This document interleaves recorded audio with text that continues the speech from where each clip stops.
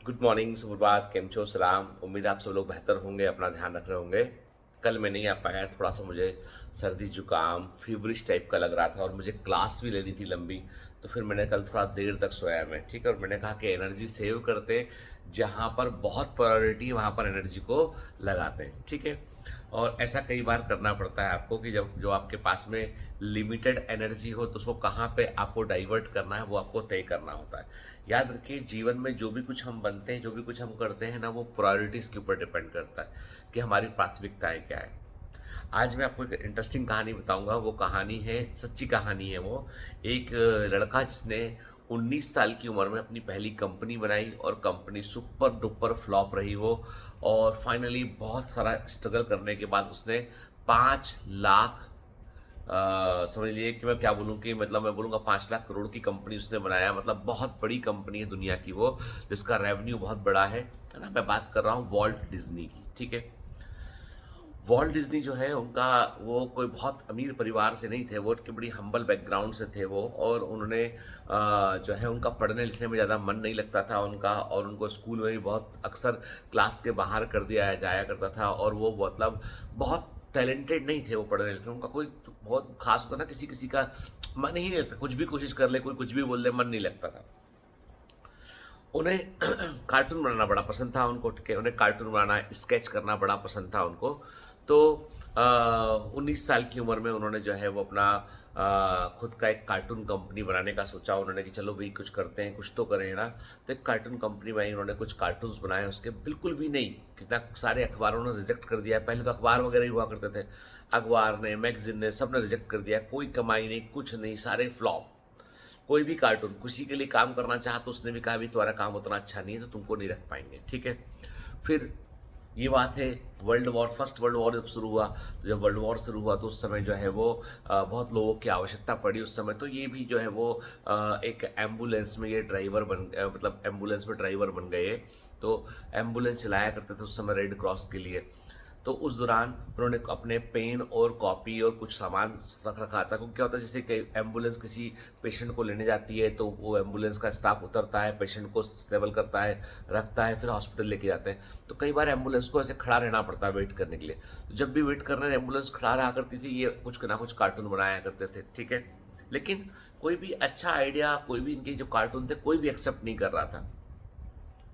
एक दिन अपने घर में बैठे हुए थे तो घर कुछ दिन से बंद पड़ा था इनका। जब पहुंचे अपने टेबल बैठ के उन्होंने कुछ काम करना का सोचा, तो एक चूहा कहीं से आया और चूहा सामने आके जो है वो टेबल पे कूदने फांदने लगा और भाग गया।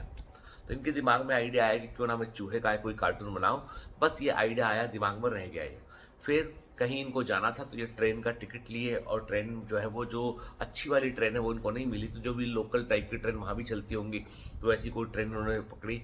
और फाइनली जब ट्रेन में सफ़र कर रहे थे, फिर से चूहा इनको दिखाई पड़ा, जो इधर से घुस के उधर से घुस के उधर से निकल गया। तो इन्होंने फिर जो है बैठे बैठे ट्रेन में, टाइम क्या करता आदमी, तो पेन का जो पेपर और पेन पे इन्होंने जो है वो चूहे का कार्टून बनाना शुरू किया। और वो ट्रेन में जो कार्टून बनाना, वो कार्टून इनको खुद को बड़ा अच्छा लगा, और इन्होंने इस प्रकार से मिकी माउस को बनाया। और मिकी माउस जो है वो पहला कार्टून था इनका जिसको पूरी दुनिया ने एक्सेप्ट किया और बड़ा पॉपुलर हुआ।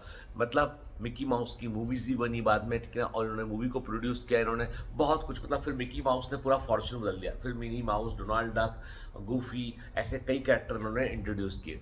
कहते हैं कि अपने ज़माने के सबसे बड़े कार्टूनिस्ट में से एक रहे, सबसे। लेकिन जब स्ट्रगल ख़त्म नहीं हुआ, जब इन्होंने मिकी माउस को बनाया, फिल्म प्रोड्यूस करने का सोचा, कुछ बनाने का सोचा, तो बहुत पैसा लगाया, लिया लोगों से, लगाया पैसा, उतना रिस्पॉन्स शुरू में नहीं मिला, ठीक है। पैसा लौटाने में देरी हो रही थी इनको, तो कई लोग जो है वो इनसे खफा भी हो गए। कुछ लोगों ने इनसे जो है पैसा वापस लेके दरकिनार कर दिया, दोबारा नहीं देंगे टाइप से। तो बार बार इकोनॉमिक ट्रेवल का सामना करना पड़ा। फिर उन्होंने मिकी माउस का पूरा स्टूडियो बनाया, इन्होंने एक थीम पार्क बनाया उन्होंने, जिसमें बहुत सारा लोन लेना पड़ा इनको, और बड़े कर्जे में भी ये आ गए। सब कुछ उल्टा उल्टा उल्टा चल रहा था। लेकिन जब सुधरना शुरू हुआ ना, तो मतलब ये दुनिया की सबसे बड़ी कंपनी बन गई। वॉल्ट डिज्नी आज सबसे बड़ी कंपनी, एंटरटेनमेंट कंपनी में से एक है। तो कहने का मतलब ये कि वॉल्ट डिज्नी ने जो देखा, जो सोचा, बस उस पर वो टिके रहे। वो इतनी असफलताएं भी नहीं उनको कि जो है 30 साल की उम्र तक भी जो है कोई बहुत ज़्यादा काम था नहीं, इस बार इस अर्निंग बहुत थी नहीं। लेकिन क्या होता कभी कभी है ना, जो आपका पैशन होता है ना, वो सब चीज़ों पर रूल करता है। तो हमेशा पैशन, जहाँ जो मन करता है और जिस मन में आप 100% डूब जाते हो, जिस काम को करने में कभी आपको बोरियत ना होती, वो काम आपको हमेशा बहुत बड़ी सफलता दिलाएगा, बहुत बड़ी सफलता दिलाएगा। मतलब मैं देखता हूँ कि किसी के कभी-कभी जो पैशन होता है ना जो आपका, वो पैशन अपने आप में ना बहुत सारी एनर्जी यूनिवर्स से लेके अंदर आता है। तो पैशन का मतलब ये नहीं कि मेरी इच्छा है कि मैं मुझे प्रधानमंत्री बनना, भाई होगा तो पैशन, यदि आप लगे रहोगे तो एक दिन बन भी जाओगे आप, ठीक है? मुद्दा ये है कि आप में कितना कन्विक्शन है, कितना आप कन्विंस हो अंदर से कि दुनिया में चाहे कुछ भी हो जाए, मैं अपना टारगेट नहीं छोड़ूंगा, तो आपको वो चीज़ मिल जाएगी।